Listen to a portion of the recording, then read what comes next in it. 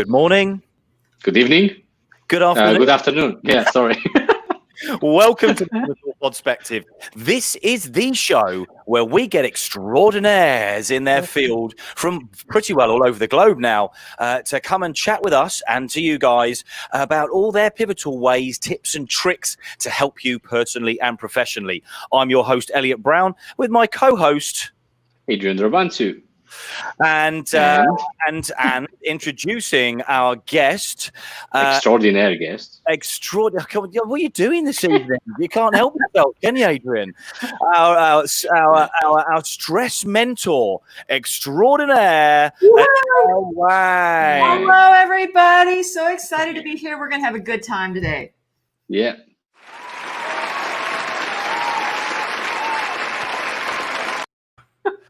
There we go. I mean, that's a good crowd, isn't it?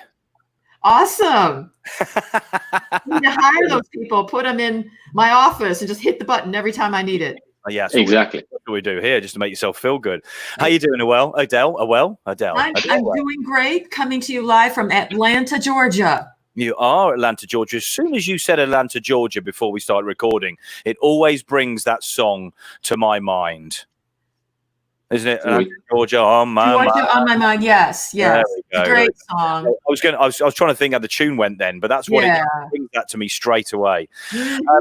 And you said it's hot but stormy and bit of a changing weather going on there. Yep. It's mixed feelings. Yep. Absolutely. But you are sunny and bright, Adele, right? Well, I try, and ask me tomorrow, and I might be totally different. And I'm just excited. I get excited anytime I'm talking to people who I think are doing fascinating and interesting things, and bringing good voices. It's fun. It sure beats me sitting in my office all day. Yeah, absolutely. And then you've got all these interesting people, and then you've got to speak to us. I mean, God, dear. No, it gets me out of my head for a bit. I work with clients, and then I'm digging in my email, and then, something like this is lovely. It's a lovely flavor for my day. Well, good. Well, glad to hear it. We've been excited to get you on the show because I get a bit stressed. Adrian has definitely been getting a bit stressed recently. He is residing in Romania right now because he's moved back there from the UK. Okay. Yeah, so I've done so many miles in the last month, about 10,000 miles probably altogether. I've changed countries quite a lot. And now I'm in my childhood room. This is where I spent my last probably 10 years before I moved to UK 10 years ago. And I was in transition between. I would love to see Romania. And how is the virus situation? Are you able to move around okay right now? Yeah, it's rising. I don't know what happened, but recently it's keep rising quite a lot. Not obviously, it's here 1,000 cases per day is quite a lot, and that's why I'm saying rising. But for now, we're still all right.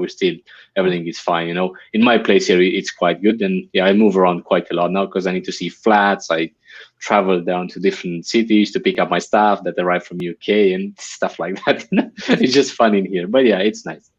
And the weather is hot here. So I'm not sure about in Fahrenheit. It must be something like close to 100, something like that. Yeah. It's humid, which makes it, Same here. So that's what's same here now. It's really good. Well, listen, we're going to get on to stress because you are a stress. I need it. Stress mentor. I think we both let's have a conversation because I think we need to get out of this idea that we're supposed to be stress-free. And then one thing I always I typically serve corporate managers, leaders, and also a lot of entrepreneurs.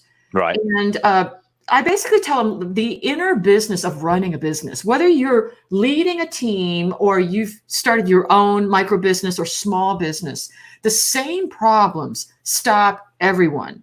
Yeah. So I'm not as interested in things like, your lead magnet or, all these strategic things that people talk about.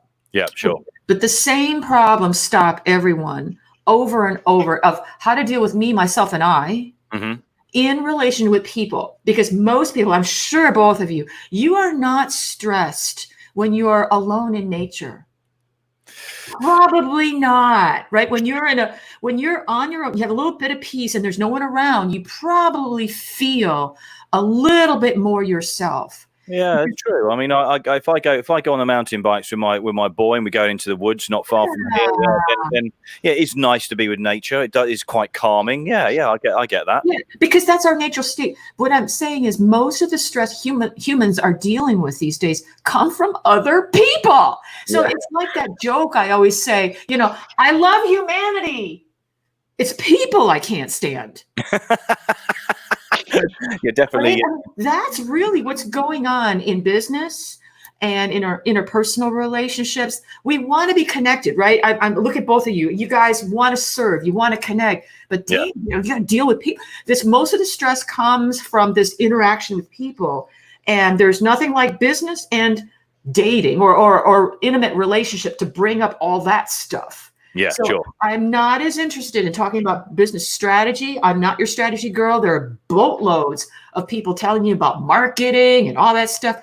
If it were easy, though, you would have more people just blooming.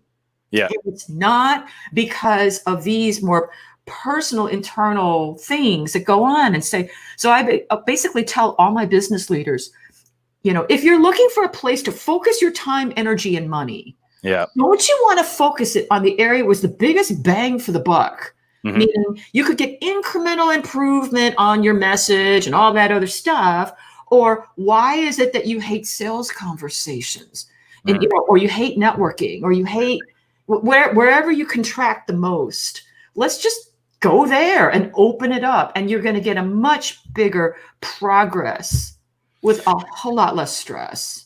Yeah, I get that. So is that what you do? Do you tend to focus or get people to focus on the areas of things they don't like doing in business? And let's face it, that's a great question. I get that question a lot, Elliot. Yeah. It's not so simple because sometimes people are doing stuff they really don't like. Meaning you're in a job you hate, right? So my job is not to get you to like something you don't like. But on a spiritual level, something is pulling you, right? Yeah. It's either pulling you towards something or it's pushing you away from something. Either way, we don't know until we get in there. Because if everything is a nail and all you got is a hammer, which is most people, work harder, get over yourself, that's not enough finesse to really create the business or lifestyle you want. So these are all, I call them energy leaks, for lack of a better word. Okay. Where are you leaking? And where does it not feel groovy? And sometimes in the beginning, I don't know. Are you just doing a job that doesn't fit you? You've outgrown it, it, but it's scary. What else am I going to do for a livelihood? Very common. Right. Okay. And a lot of people are saying, well, I'm just going to do this job at AT&T or Coca-Cola till I retire. I'm like, but that's in 12 years. I mean, are you going to suck it up that long?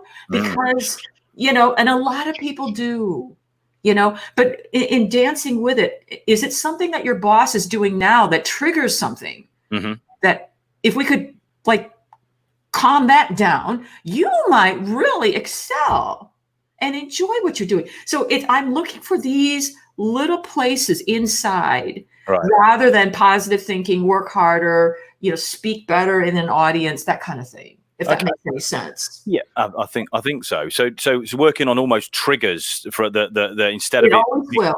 Yeah. It always will. You don't have to look too hard, and if it would be boring if it didn't.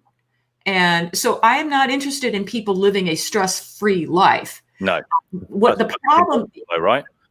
I mean, do you want us? I mean, it's kind of like people are trying to think that they're just going to keep their stress down to a manageable roar. Stress management is considered, I'm going to keep it down to a roar. I'm like, is that really what you want?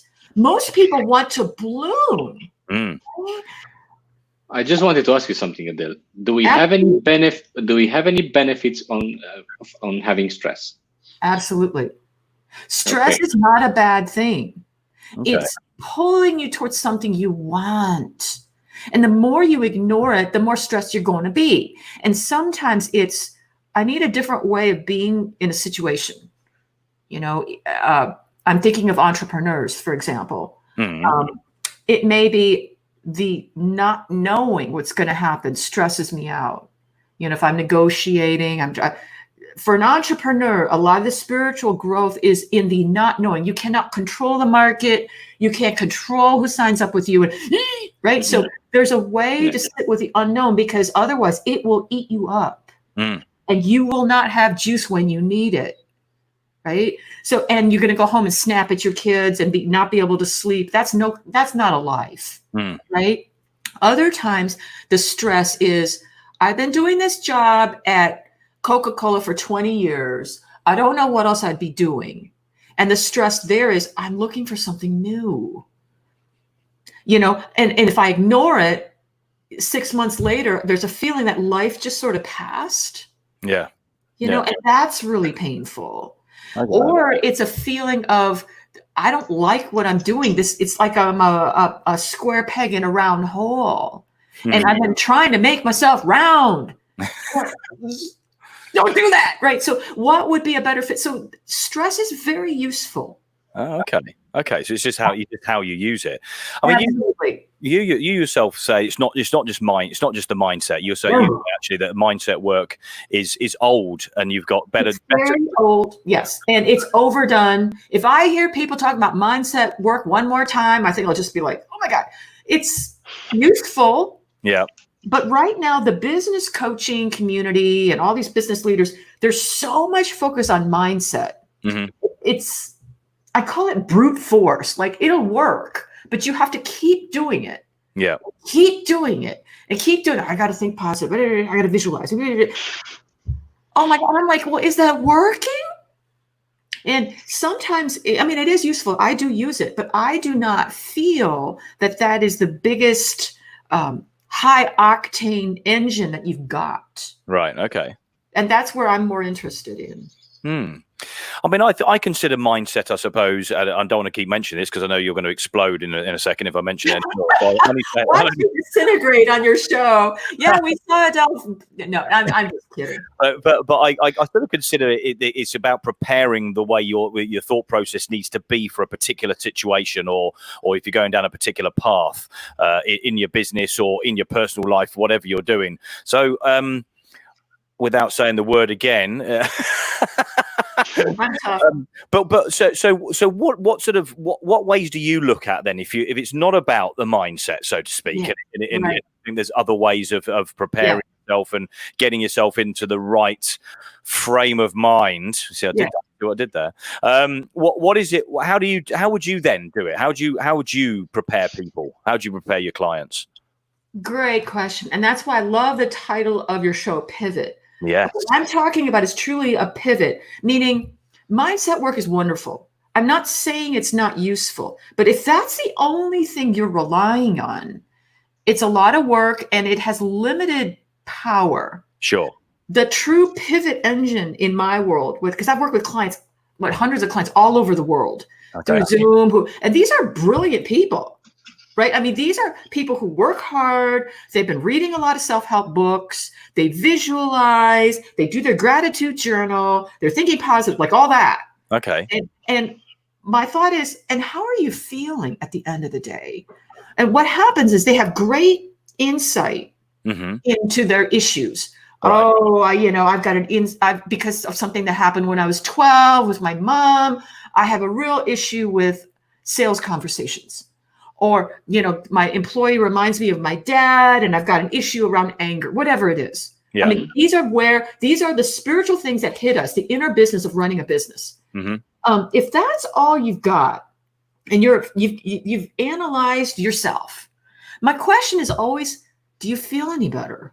I mean, is all that helping you? Because what I've noticed with a lot of the people who work with me, they've done all that.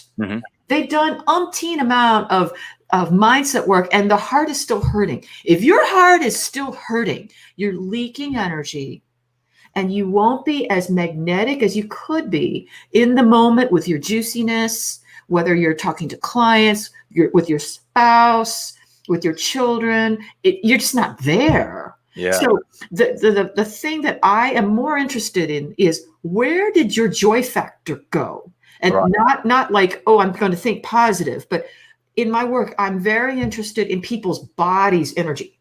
Right. I'm weird because like I would see energies around people. Like most of the Western world tends to live in a very heady space. Right. You know, I'm always that you can see. It's almost like I see hands coming out of people's skulls. Like I'm looking for a solution to this problem. If this happens, then I'll do that. If she says that, I'm going to do this. If that happens, I'm going to do that. I've got umpteen million contingency plans. Not 99% of them never happen, as you know, right? Yeah, cool. And so I've spent up all night planning out the wazoo. I can't feel myself. I'm not here with my family, my wife, my children. They're missing me. So if you're not able to actually create a life that's blooming while you do your business, like the two need to go together. Otherwise, I get a lot of people who say, I was always trying to get somewhere. And now, was it really worth it?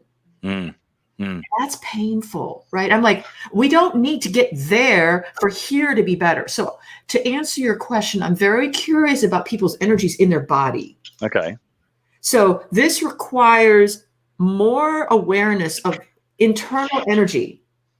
And, you know, there's some people who do Qigong and yoga. That's sort of helpful. But I'm more interested in when I watch you speaking, where does the energy contract? You know, because it's like people's energies are, some topics, they're expanded. Others, you know, and we all do that. When it goes, woo, I'm like, oh, tell me more. And I'm looking for where the energy went. Instead of trying to change a mindset. Oh, I just need to get over that. That is too much work. The pivot is something much more curious and mysterious, and it's fun. I don't do anything with it, you know, because like I said, I work with people all over the world. We're in stitches on Zoom, and they're like, I didn't realize this could be so enjoyable.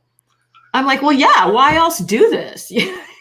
I like that. Anybody, so that makes a lot more sense to me, to be honest. I mean, we were saying about the journals and people coping with certain things, and you know, I've heard so many, and both Adrian and I, and in fact, I was having a conversation with somebody today. There's so many coaches out there that have got some sort of psychology, and they've done some NLP training. Yeah. They know everything about what your issues are. I am the expert at clearing your unconscious blocks around money. Yeah. Really? You know, and that's useful. You know, it's like there's room for all of these tools. The market right now is heavily weighted towards cognitive work. You need to look at this issue. You need to clear that. What's your limiting belief? Oh my God. The problem is you're never done. Yeah. You're never done with self-inquiry. Yeah. There's always more. And then what happens is people go into their heads and they start digging even more. Well, this must be more I need to clear. Oh, there's be more. And I'm like, well, great. But in the meantime, as you do that, how are you doing? Yeah. Yeah. Yeah. Actually, I've done a test once with someone that told me I have roughly about, I think it was 470 or 670 problems that I have to clear.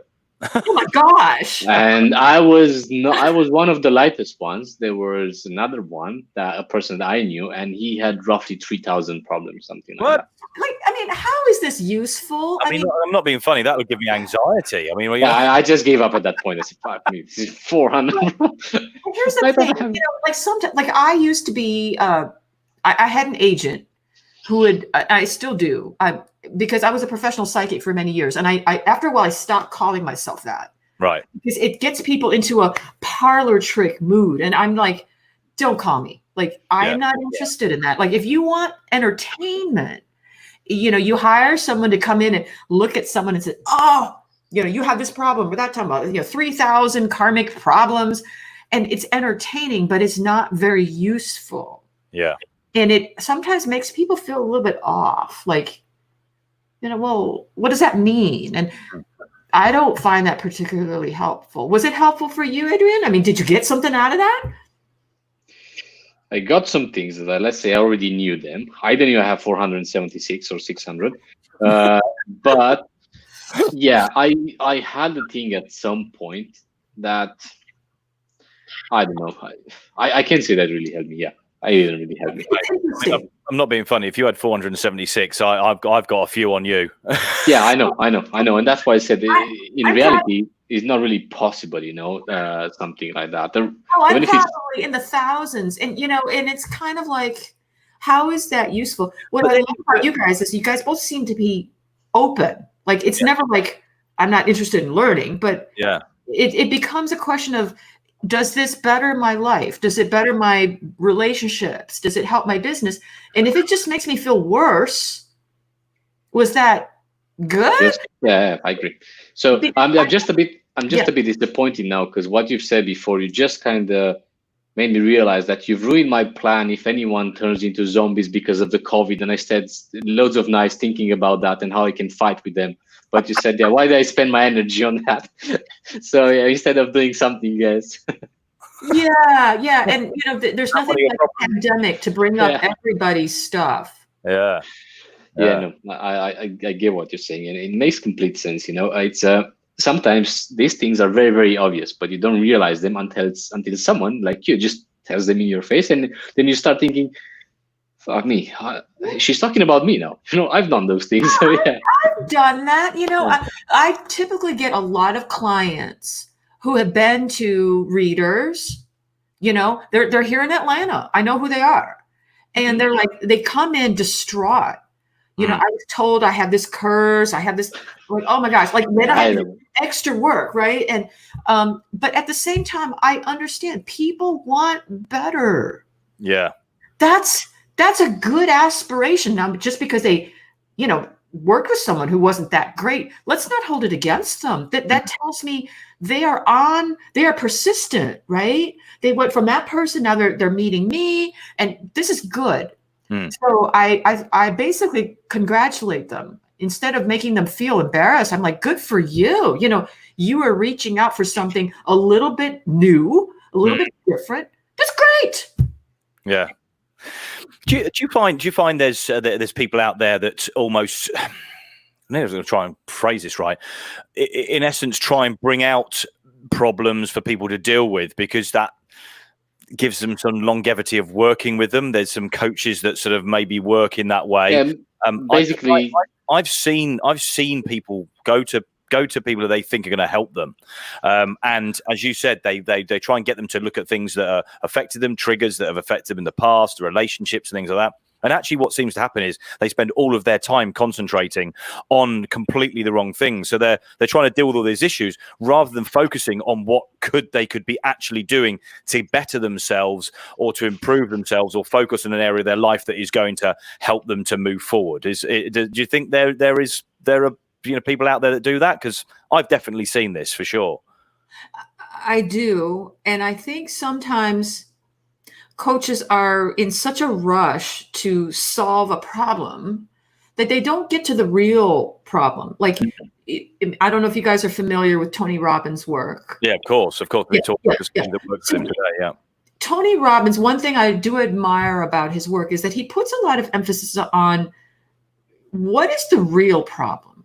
Meaning sometimes there's a safe problem. It looks like a problem. And because I get a lot of clients that have worked with a lot of other coaches on their money blocks, and so they know all this stuff. Oh, I've got an issue with money. I grew up really poor, and that's why I'm not able to manifest. Like, they got all this stuff in their head. Yeah. But it doesn't take much work for me to see this abundance limit. You're not able to earn past a certain amount. It's a safe problem.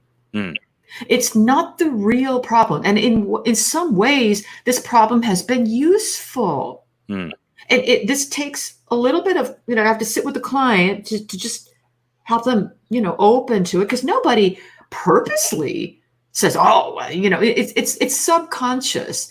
But once there's a sense of, I've had this problem for a reason.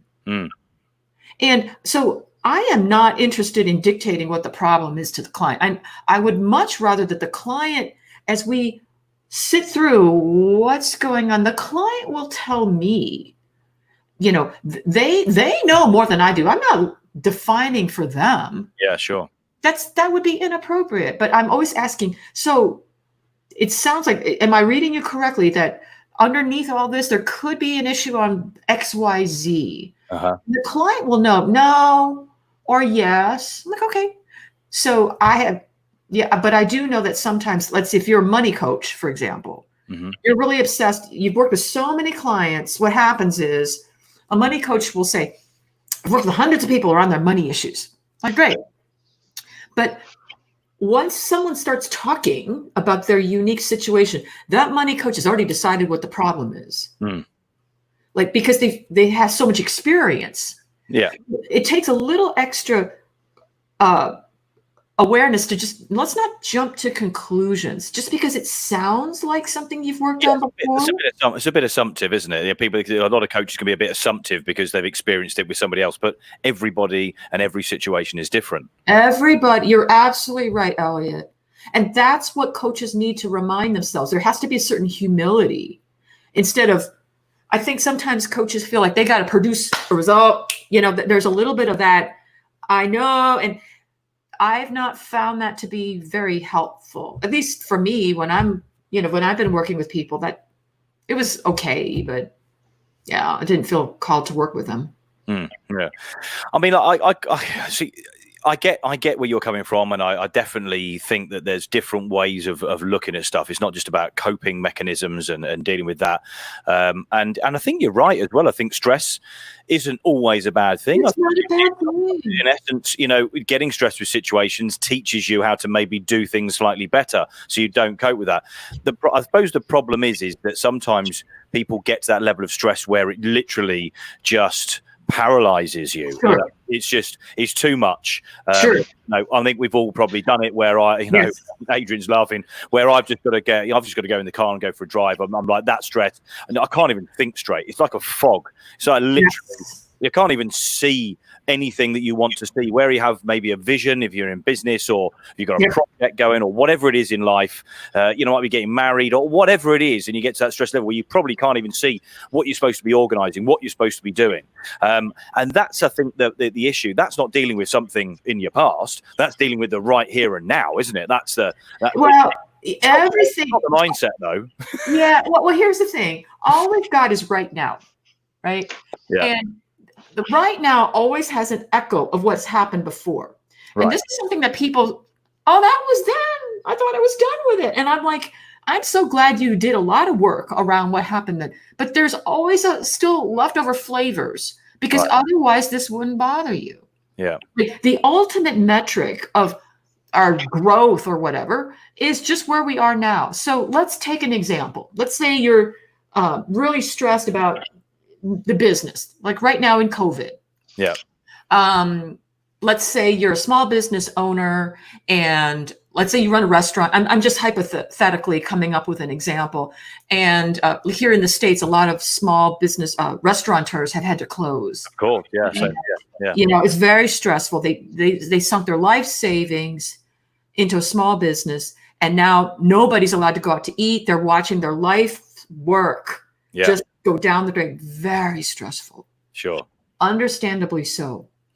And the first thing I always tell people is no resistance. No amount of positive thinking will be useful right now. It's not that you like what's happening, but if you fight against it, this shouldn't be happening. This is unfair. God is doing to this. I've been a good person all my life. I invested $100,000 of my dollars into this business. Oh my God, I'm going to be a bad lady like that. Like that. It's right now. We really don't know what's happening. And the mind, because of what happened before, it has a habit of a way of responding. So when you talk about things from the past, chances are that in the past, a lot of people got by just fine, reaching for a solution, right? That's what we all do. We are not trained as a culture to sit with pain and just be in the, I don't know. And then it's very painful. Is it possible this business could go under? It could be. It's possible. And because a business coach or someone else will say, no, it is psych yourself. We don't know. But in the end, will you be all right if you, let's say all this money just didn't pan out, or there has to be a sense of no matter what happens with my marriage, my business, COVID, my health, let's say I come down with some funky disease, that no matter what happens, I will be all right. And now this defies logic because the mind is looking for a solution. Yeah, I get you. Right. Okay. But it's like, no matter what happens, I'll be all right. You know, I may not like it, but it's just enough to calm the body a little bit. Past all the positive thinking and the you-rah-rah, there's like, it's possible the business can go under. Right? It might not. It might not. And this is where, you know, stepping into the unknown, you could call it faith, whatever you want to call it, becomes really important. Because if my happiness I am so dependent, like this has to work, or my life is over. So what do you do then when it's like that? So how do you... Yeah, we get in here and I'm helping them see you are more than your business. You've always been more than your business or your accomplishments, because a lot of people are very identified with the result of the business. You know, I was making X millions or whatever. And when that doesn't happen anymore, because the stock market goes up and down, business people, they don't know who they are. That is really stressful. Now, it was always like that before COVID, but no one had to deal with it. I'm just going to keep charging up. So it's a totally different way of pivoting, because if you don't have a sense of who you are, no matter what happens, whether the business takes off or crashes and burns, it will be very scary for you to take any risks or make decisions or let go of what happened or take a new initiative. It'll be like this. Yeah. The inner business of running a business. I absolutely get what you're saying there, because I think when if you've got an entrepreneurial flair, right, and if I go back years and think about working in the corporate world and Adrian was working, then you step out of that and then you are on your own in essence. Nobody's going to keep on paying you every month. Nobody's going to give you a fuel card or whatever it is. All of those things have gone, and those things when initially that's quite an impact financially. And then you put yourself through some stressful times where, you're up against it. You're not quite sure whether you're going to be, paid by your client on time and right. things like that. However, what is the worst that is going to happen? And I've had to go through that thought process. So I sort of get where you're coming from on that. It's you've got to step away from it and go, how bad is it going to be really? What is somebody going to write you a letter and tell you that they're going to take action after a couple of months? That's the worst they're going to do. What real impact is that really going to have on you? Is that the sort of thing that you mean? It's like if you step away from that, and I don't want to mention the M word again, but if you step away from that and change your thought process to go, listen, you can get stressed about it, but it's not actually going to change the situation.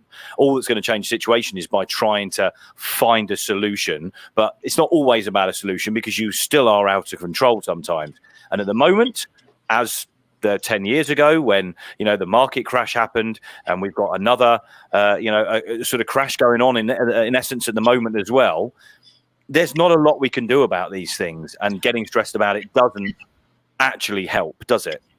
You're absolutely right. And this is where it's not really a cognitive thing anymore. I need to think about, what's the worst that could happen? I mean, it is, but you're pivoting, to use the title of this, it's not really a thought process anymore. It's really a spiritual walk.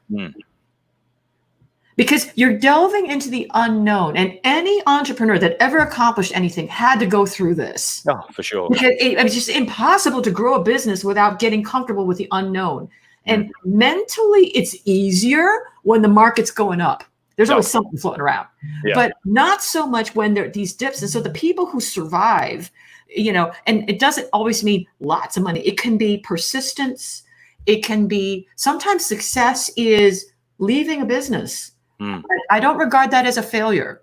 And I want people to know that it is a sense of the current is moving me this way. Yeah. And I've been fighting it. It would be like, I had a client once who was in the film development industry. Okay. Like Kodak was at one time the biggest film, whatever.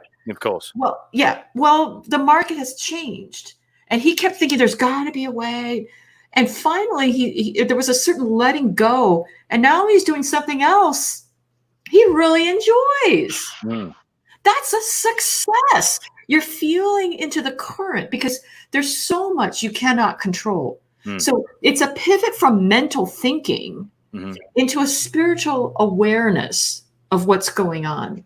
Because, we want all the listeners to thrive when the market goes up and when it goes down. If you are only happy when the market's up, that means your happiness level is so dependent on other things. Completely, yeah. Right? And you've got to be prepared. You've got to be prepared for everything, because there's never a consistency in business, or very, very rarely is there a consistency in business. There's going to be a dip at some stage. Market dips, changing in the way people work and buy, and we've got big dips at the moment, but there's a lot of people that are rising at the moment, a lot of people that are leveling up as well. So absolutely. And you said something, Elliot, that I just wanted to agree with.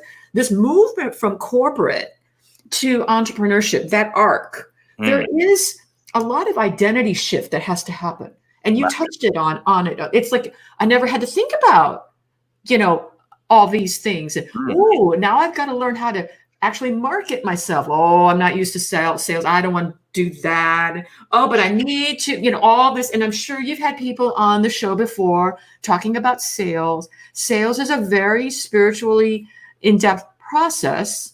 And I support clients in a more authentic conversation that's not, hey, come work with me. Nobody likes being sold at. Yeah. So what is the energy that pulls? Because a lot of my work is all about presence. It's a quality that people will notice. It's an it factor. Like, I don't know, the acting, actors and models used to talk about an it factor. It's just a quality that has people leaning in. And that cannot be done through the mind. It's impossible. The mind is going to go, all right, I guess I need to hold my body a certain way, power poses, like all that stuff. It's an attempt to simulate presence, reflective listening. Oh my God, that drives me crazy. Yeah. Have you been around someone after a reflective listening class? I never even heard about it until now. It's when you repeat what the person just said to prove that you. I've done that in school when I was it's useful. Kindergarten, things like that. Yeah. Reflective. So what I hear you saying is, and you keep doing that. Yeah.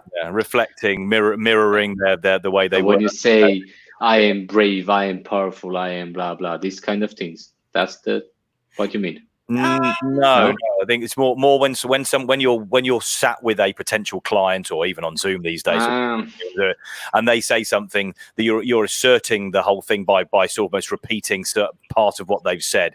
There's mirroring as well. Yes, so there's different useful.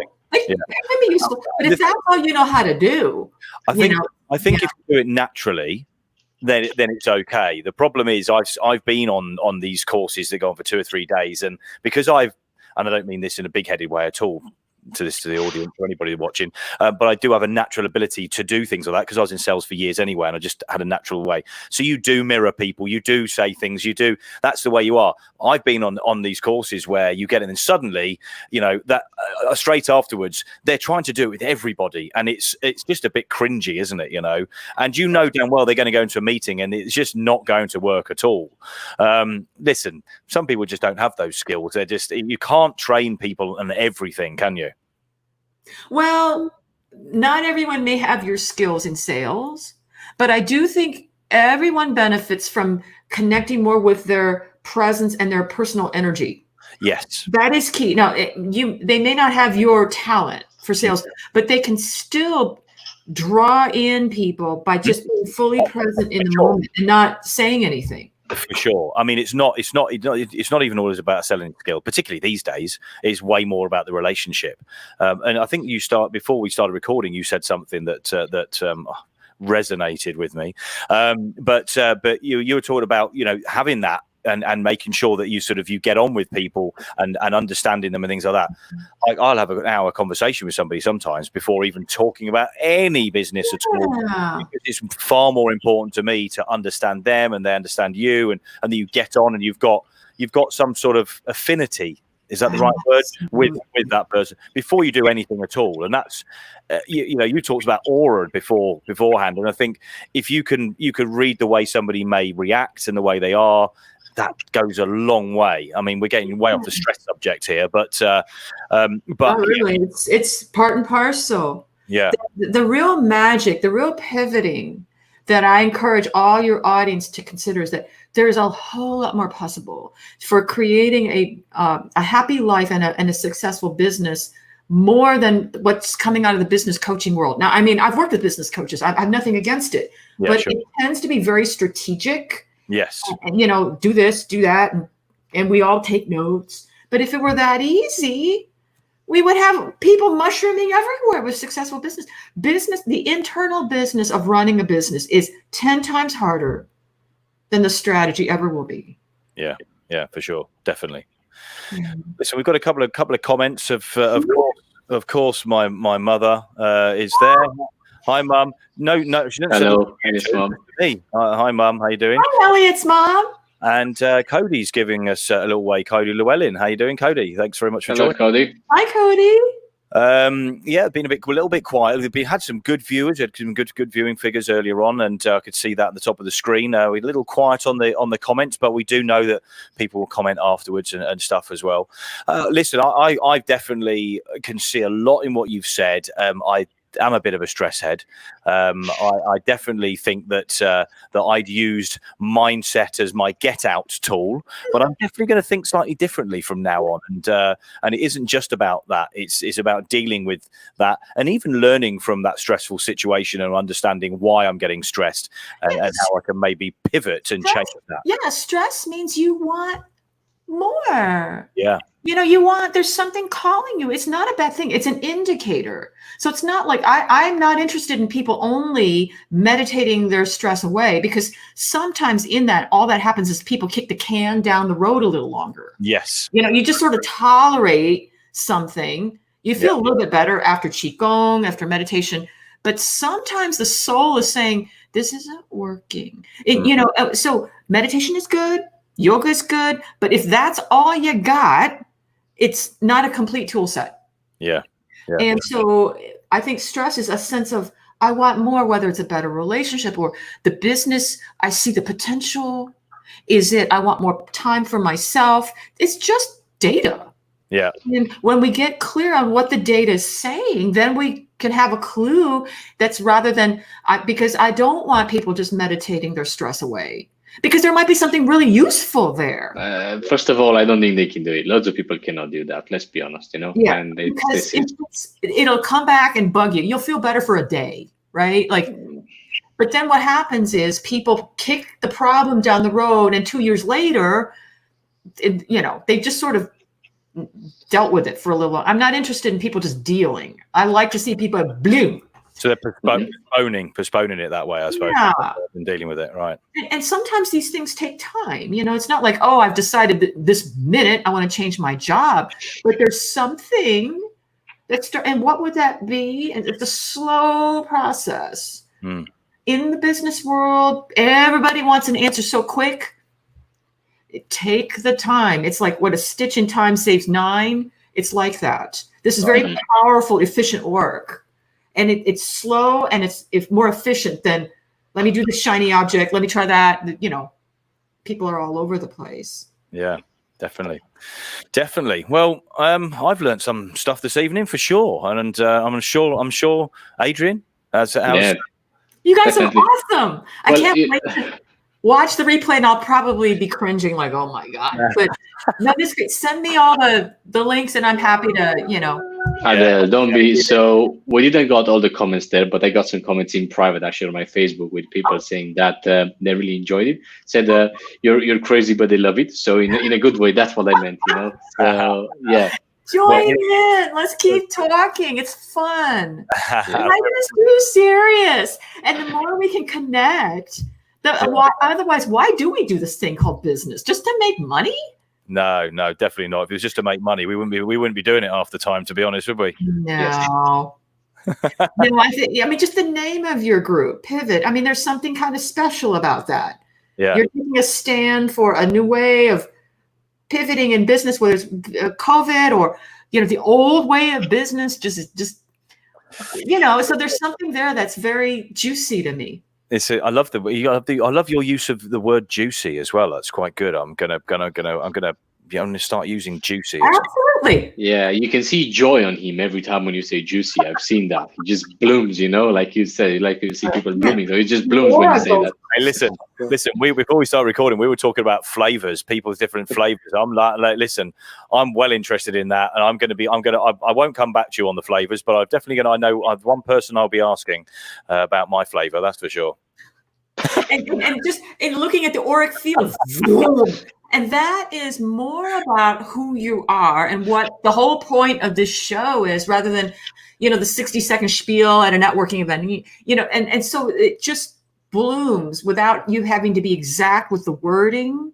Yeah. And this is what I tell all my entrepreneur clients. They're so caught up with the 30-second spiel that there's no juice in it. It's been rehearsed so much. You're just like, oh my God. I'm like, just put that aside and speak. And yeah, so. Well, listen, we've got a great comment of Vlad G. Good evening, Adele. Good evening, friends. I do believe in the pivotal concept. Very good conversation. P.S. Adrian, so glad to see you in that room.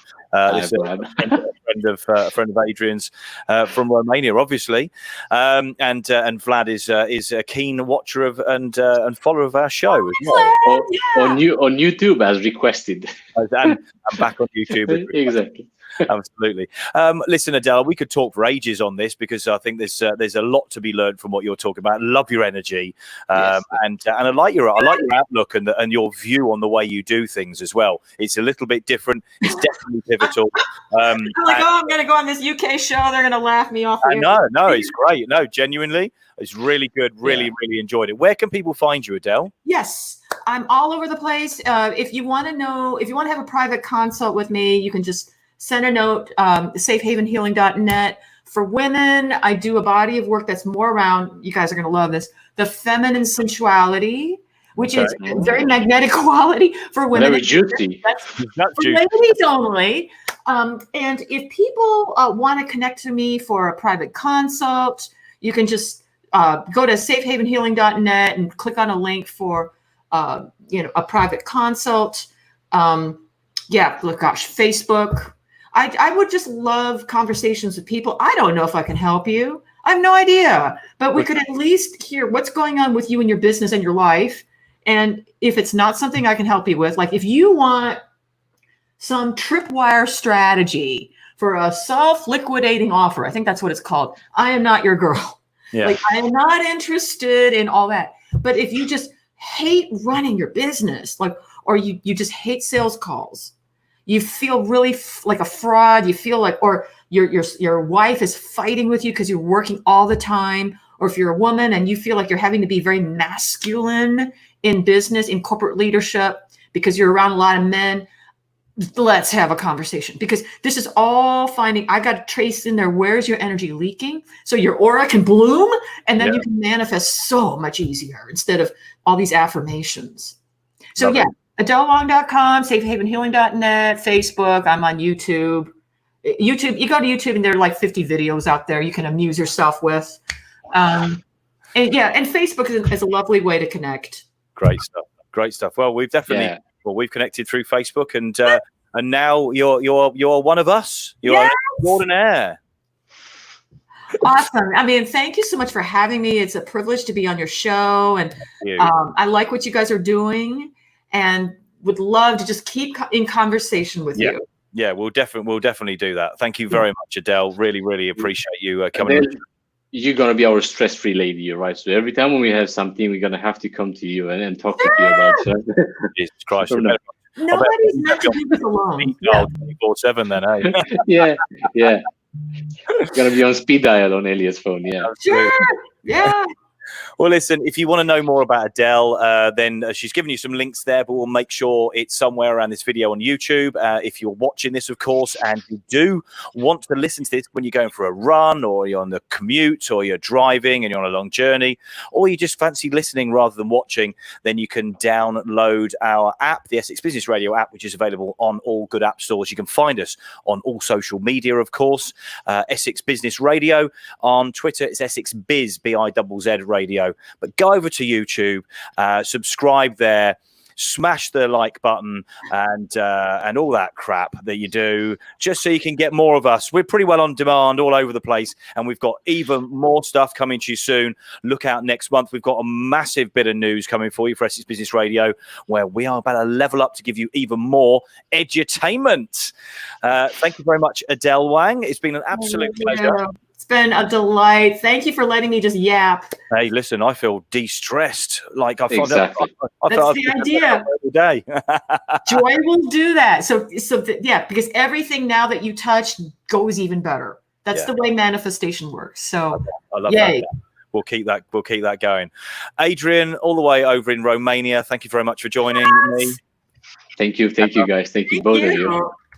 And and we're going to sign off for now then. So I'm going to say ciao for now. Ciao for now. Brown cow. Brown cow.